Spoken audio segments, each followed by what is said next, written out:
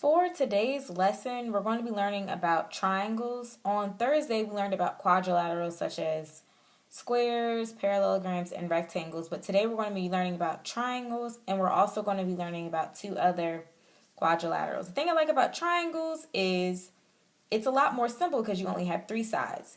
So the process that you're going to be using is you're going to find the length of every side and the slope of every side, and that will tell you how to categorize the triangles. These are the formulas that you're going to need: your distance formula, midpoint formula, and slope formula.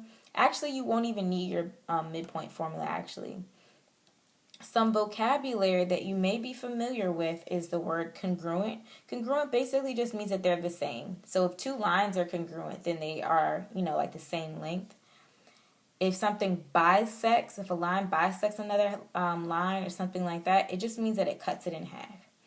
So the different types of triangles that we'll be talking about are the scalene triangle, which just means that every side has a different length.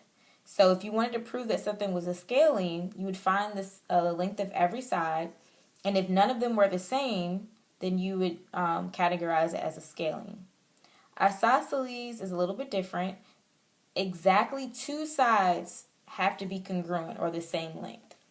So if you find the distance of each leg of a triangle and exactly two of them are the same, then you know that it's an isosceles triangle. An equilateral is a pretty interesting one because every side, all three sides have to be congruent. So if you use your distance formula and for every side they're the same, then you know that it's an equilateral. Right triangles actually don't have to do with the lengths of the sides. It actually has to do with the slope. So if you can see that one pair of sides are perpendicular, meaning that they have opposite signs and are reciprocals, then it's a right. Okay? And you would use the slope formula for this. It is possible for a triangle to be isosceles and right. It's also possible for a triangle to be scalene and right. However, it is not possible for an equilateral to be right because equilateral triangles, all their angles are 60 degrees and right angles are 90 degrees. So that would be something good to keep in mind. Right angle means that it has a 90 degree in it somewhere.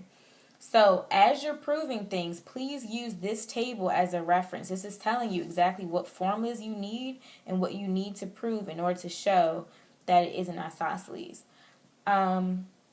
Once you have categorized your triangles in one of these three categories, you also need to find the slope of these lines, guys, to make sure that it either is or is not a right triangle. When you classify a shape, you want to make sure that you're as specific as possible.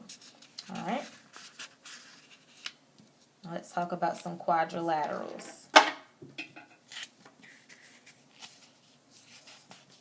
could turn the page. All right. On the next page, it talks about some shapes that we already discussed. However, it gives you more methods of choosing. For a parallelogram. As long as you can prove one of these four things, then you know it's a parallelogram. Rectangles are a specific type of parallelogram. So as long as you prove that all adjacent sides are perpendicular, then it's a rectangle.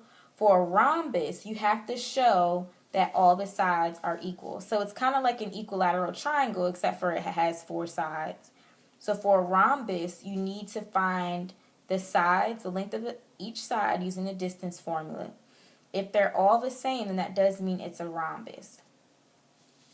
A square is actually a type of rhombus, meaning that it has all the same length of sides. However, all of the adjacent sides have to be perpendicular. So a square is actually a combination of a rhombus and a rectangle because all the sides are congruent and all of the sides are perpendicular for adjacent ones. Okay, so in addition to showing that the diagonals are perpendicular, you also need to show that sides are congruent. So that's something I forgot to mention. You have to find the length of each side and show that the diagonals are perpendicular. Remember, the diagonals is when you go to the opposite point on the quadrilateral.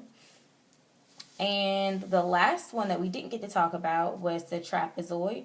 In order to prove that something is a trapezoid, you have to show that exactly one pair of sides are parallel. So both can't be parallel. It has to be exactly one. So you need to show that one pair of sides is parallel, and also show that the other sides are not.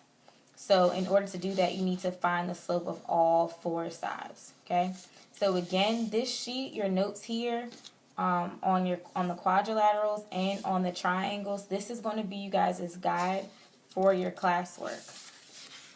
Okay.